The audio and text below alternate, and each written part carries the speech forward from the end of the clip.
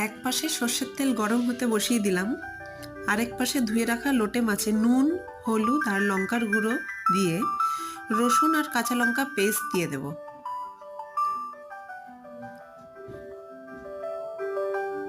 আর এদিকে গরম তেলে কেটে রাখা আলুগুলোকে দিয়ে একটু ভেজে নেব। একটু হলুদ গুঁড়ো দিয়ে ভালো করে নাড়িয়ে চাড়িয়ে নিলাম।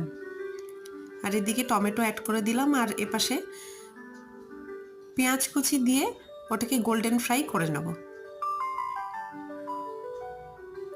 ভালো করে ভেজে নেব, এগুলোকে মাখিয়ে নেব। এবারে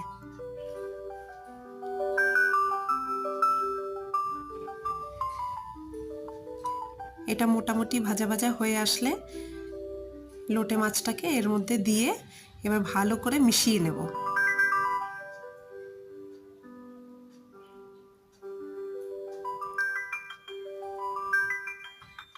মোটামুটি এটাকে কুক করে, আর লো ফ্লেমে, কারণ মাছটা ভেঙে যেতে পারে। মোটামুটি হয়ে এসছে, তেলও বেরিয়ে আসার পর এবারে ধনেপাতা দিয়ে গার্নিশ করে দিলাম। ব্যাস রেডি।